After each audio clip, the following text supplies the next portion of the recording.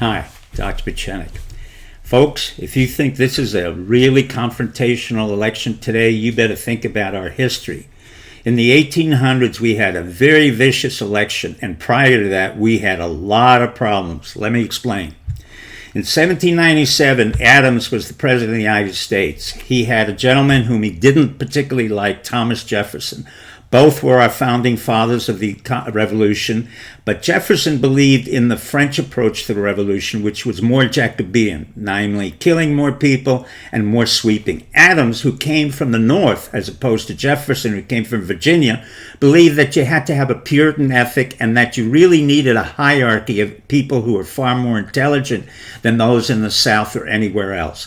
In any case, in 1797, John Adams created the Alien and Sedition Act, which said that anybody in the United States who was a foreigner had to be thrown out. And accompanying him was a gentleman by the name of Alexander Hamilton, who had been the first Secretary of the Treasury and was himself an immigrant. He had come from the Caribbean. His mother was named Rachel. She had an old Bible, a Hebrew Bible, and he changed his name to Hamilton, went to Columbia, and became the first Treasury and the adjutant to George Washington. However, Hamilton really didn't like Adams. And despite the fact that they had to get along, John Adams then cleaned out his entire presidency of anybody dealing with Hamilton.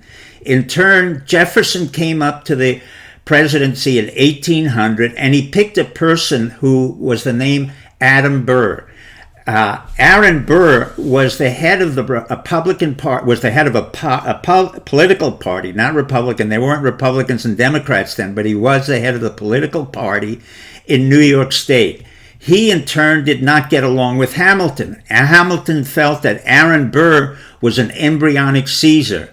And Burr, in turn, felt that Hamilton was a hypocrite and pernicious to the nation state. In any case, all immigrants in 1797 were thrown out, including the fact that anybody who was a political opponent was thrown out of the United States because the French were attacking American ships that were holding British assets. In 1800, Jefferson decided to run, and he put on his ticket Aaron Burr. And it turned out, because of the Electoral College, which was somewhat complicated as it is today, it turned out that Jefferson won the election, not by popularity, but by the Electoral College.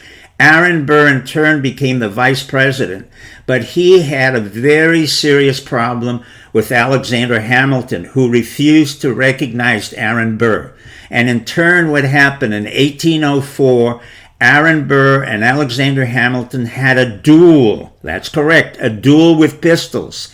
And unfortunately, Aaron Burr killed Alexander Hamilton. Now, that was the nature of what went on in the 1800s. I smile because, unfortunately, Thomas Jefferson said that the election of 1800 was as vicious and as nasty as the Revolutionary War in 1776.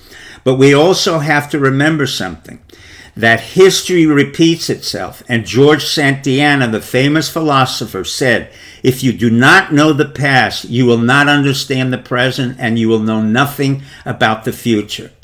Good luck and good night. Thank you, America. Bye.